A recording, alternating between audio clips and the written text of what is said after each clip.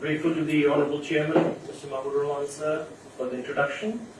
Good afternoon, Honourable Chief Guest, Minister of Law, Justice and Parliamentary Affairs, Mr. Reshad sir, Honourable Vice Chairman, Mr. Rumi Ali, Honourable CEO, Mr. Kaiser Chaudhary, distinguished panelists, and ladies and gentlemen. The Honourable Special Guest, Mr. Justice Mohammed Khurshid Alam Shaka sir, could not be here with us today due to the sad demise of his father-in-law, the Honourable Deputy Speaker of Parliament, Mohammed Fazlir Imam. This is an irreparable loss to the nation. Now, today's discussion, ladies and gentlemen,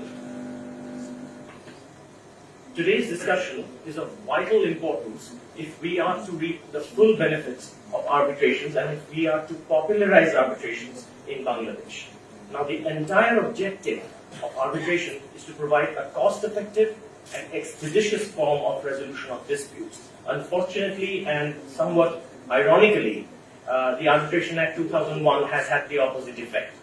Now, Bert Lance, a very close advisor to Jimmy Carter in 1977, said that if something isn't broken, don't try to fix it. Unfortunately, I would like to vehemently state that the Arbitration Act 2001 is broken and it needs urgent fixing.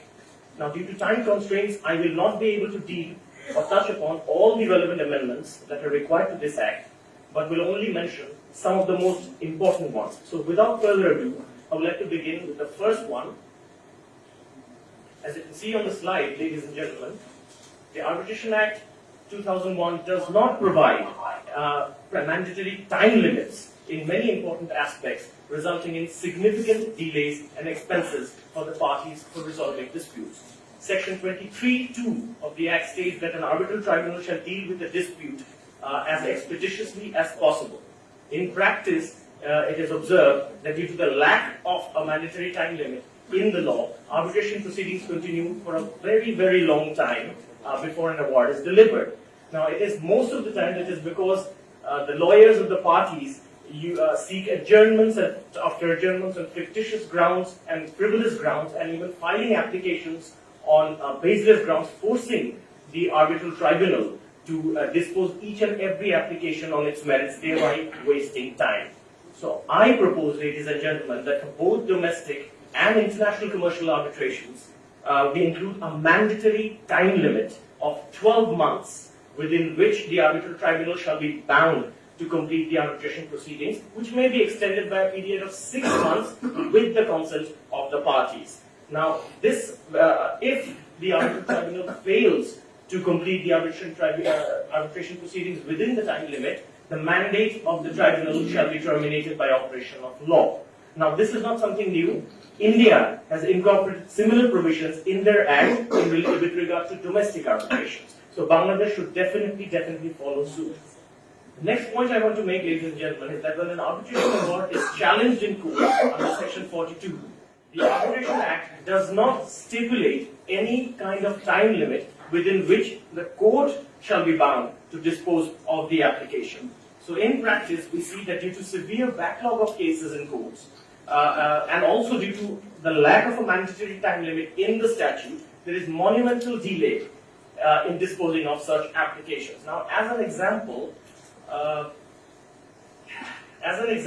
in a case involving my chambers, Akbar Imam and Associates, we won an arbitration award against a public body in 2009. And the public body challenged the arbitration award in the district court, and the matter is still pending in the district court. It has been over 12 years, and the matter is still pending in the district court.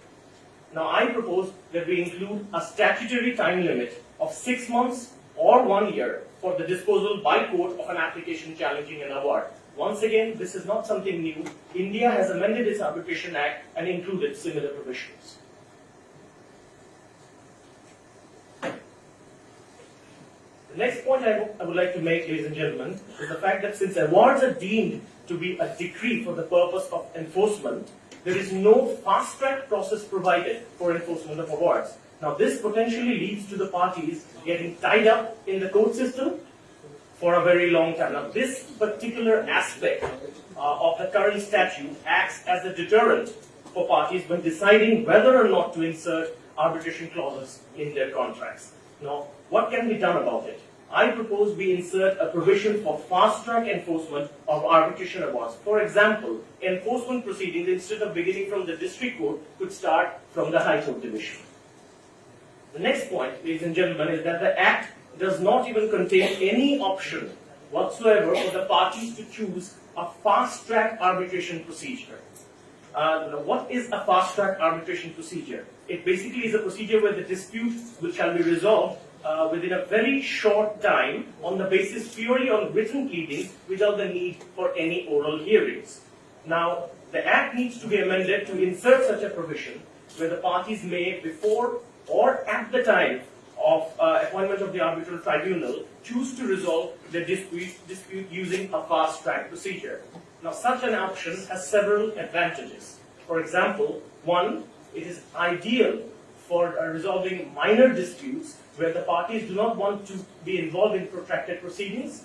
Two, it is ideal for complex disputes where time is of the essence for both parties. And three, it is significantly cheaper for the parties.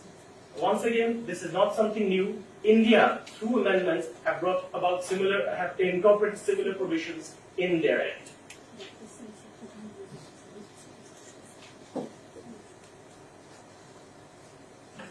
The next topic I want to discuss is that of interim remedies. Now, in view of Section 3 of the Arbitration Act, the court has been given the power to grant interim remedies in an arbitration, has not been given the power to grant interim remedies in an arbitration seated outside Bangladesh. And this has been recently confirmed by a larger bench of the High Court Division in a case. I've given the name of the case on the slide, you could see. First appeal number 209 of 2016. This has been recently confirmed that the court does not have the power to grant interim remedies when it comes to arbitrations seated outside Bangladesh. Now, this is problematic, ladies and gentlemen. Why? Because in an arbitration seated outside Bangladesh, where the respondent's assets are located in Bangladesh, the claimant may win an award in the foreign country and may come back to Bangladesh to enforce that award, only to find out that the respondent has dissipated all the assets, thereby preventing enforcement. So the claimant will then be left with a paper award. So I propose that the court should be given the power to grant interim remedies under Section 7A of the Arbitration Act in relation to arbitrations seated outside Bangladesh. Once again, this is not something new. The UK Arbitration Act and the Indian Arbitration Act both provide similar provisions.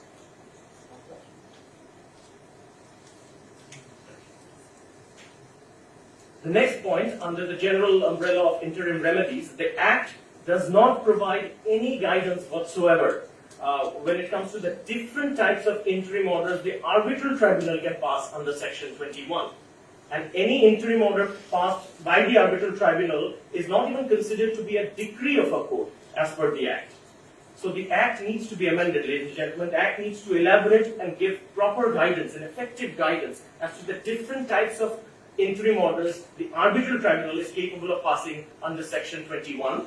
And the Act needs to also provide that the arbitral tribunal under Section 21 shall have the same powers for passing orders as the court has in relation to any legal proceedings before it.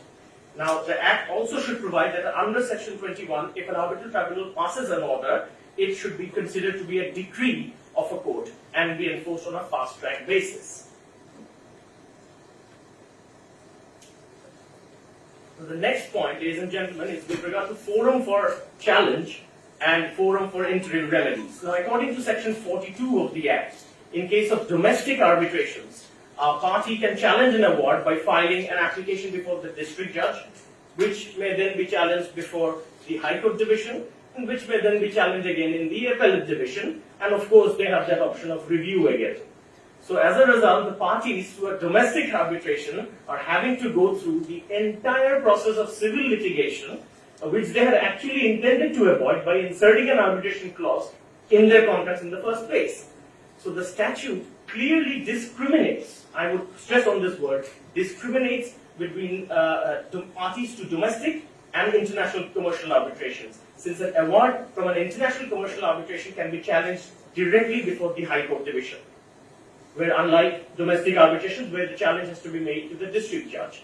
Now the High Court Division can also directly pass interim orders for international commercial arbitrations, unlike domestic arbitrations. So I strongly, ladies and gentlemen, propose that we need to remove the jurisdiction of the district court to hear challenges to a domestic arbitration award and pass interim orders and give exclusive, and I stress on this, but exclusive jurisdiction to the High Court Division to hear all challenges to all types of arbitrations and to pass all types of interim orders in relation to both domestic and international commercial arbitrations. That the High Court Division, to put it very mildly, is far better equipped to expeditiously deal with issues arising from arbitration proceedings.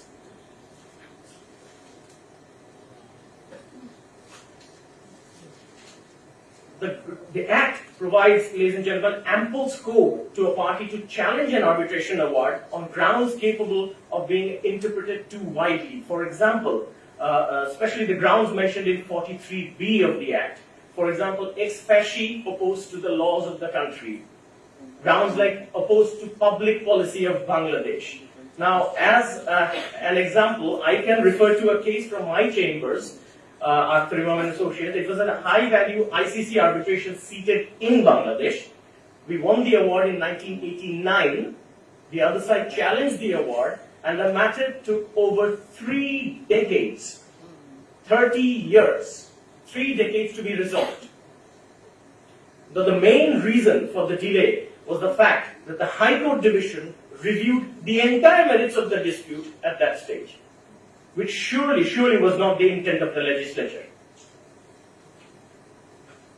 Now, this effectively rendered the arbitration proceedings almost an exercise in futility. Now, I propose that amendments are required to further clarify, define, or even curtail the grounds on which an arbitration award may be challenged. The Act needs to elaborate what it means by public policy and ex facie opposed to the laws of the country. The Act needs to define what it means, explain what it means. The Act must expressly limit the power of the court by stating that the court cannot review the merits of the dispute at this stage. For example, India amended its laws, and one of the grounds for challenge was patent illegality on the face of the award. They explained it to me. They explained it in the body of the Act and said that it does not mean that an award may be set aside merely on the ground of an erroneous application of law or reappreciation of evidence. So Bangladesh urgently needs to follow suit. The next issue I want to deal with is foreign arbitral awards. The ease with which foreign arbitral awards and international commercial arbitration awards are capable of being enforced in a country has a direct effect on foreign investments. Foreign arbitral awards are enforced like a decree of a civil court. As such, there is no fast-track process provided in the Act for enforcement. The Act also provides ample scope to a party to prevent a foreign arbitral award from being enforced. And on the grounds of what? Public policy. Without the Act does not even define what that means, but they provide a ground that on this basis a foreign arbitral award can be prevented from being enforced. Now I propose we insert a fast-track process for enforcement of foreign arbitral awards. For example, enforcement proceedings once again should begin in the High Court Division. Singapore and India have amended its arbitration laws to insert similar provisions. And once again, we have to define what we mean by public policy. We have to explain. The Act needs to explain what public policy means in this context.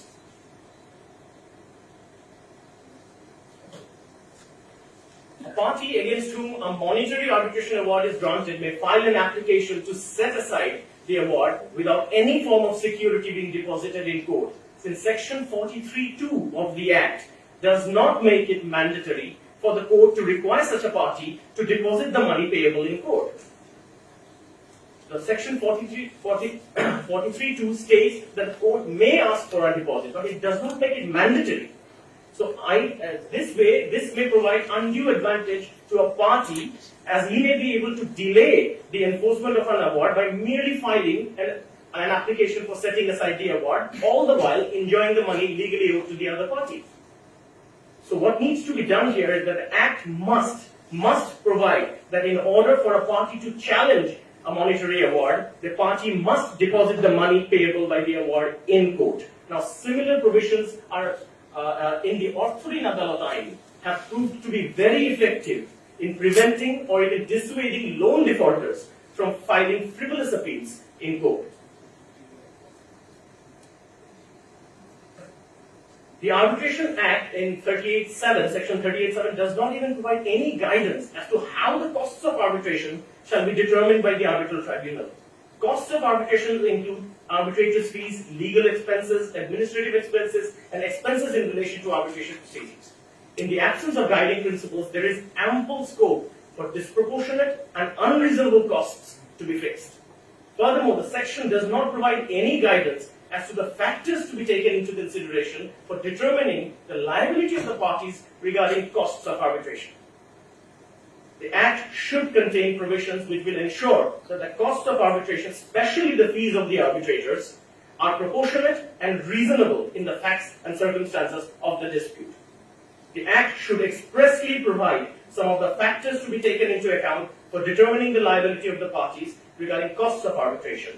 For example, the arbitral tribunal should take into account whether a party had made a frivolous counterclaim which resulted in delay of the proceedings, whether any reasonable settlement offer was made by one party but unreasonably refused by the other party, whether any party was attempting to delay the proceedings using unethical tactics. So the arbitral tribunal needs to consider these factors when awarding costs. The last 2 points, ladies and gentlemen, I would like to quickly mention is that arbitration rules are important to flesh out the provisions of the Act. It has been 21 years since the coming into force of this Act. No rules have been framed till date. Under Section 57, the government has express power to frame rules, but it has not been done yet. So urgently, the government needs to consider framing rules. The Act also needs to lay down at the very outset the general principles that will guide the parties and the court to interpreting the provisions of the Act. Now, we can take inspiration from the UK Arbitration Act. As you can see on the slide, they have provided the guiding principles on which the provisions of the Arbitration Act shall be interpreted. For example, as you can see, the first one being the object of arbitration is to obtain the fair resolution of disputes by an impartial tribunal without unnecessary delay or expenses. So this, if we incorporate such general principles at the outset of the Arbitration Act 2001, this will assist the parties to understand the spirit of the legislation. Now, just to conclude, ladies and gentlemen, the primary reason behind the failed state of the arbitration regime in Bangladesh is the indifference of the legislature in recognizing and addressing the deficiencies in the Act through necessary amendments. Any legislation, if not amended from time to time, has the danger of becoming ineffective and stagnant. As a lawyer myself, I am required to give the best possible advice to my clients. Unless extensive amendments are brought about to the Arbitration Act 2001, I cannot ethically advise my clients at this point in time to insert an arbitration clause in their contracts. Why? Because they will suffer in the long run. According to the Doing Business Report 2020, prepared by the World Bank, we stand at 189 out of 190 countries. 189 out of 190 countries in the category of enforcement of contracts, and stands at 168 out of 190 countries in the terms of ease of doing business. There are now 3.9 million cases pending in the courts of Bangladesh. Ladies and gentlemen, the courts are struggling. The arbitration mechanism has the tremendous potential to ease that burden. So I am hopeful and optimistic that in the near future, the legislature will amend the existing Arbitration Act to create a robust legal framework for arbitrations in Bangladesh, which will not only restore the confidence of contracting parties, but will also encourage foreign investment. Thank you everyone for listening. Thank you, BIAC, for inviting me to this enlightening event. Thank you.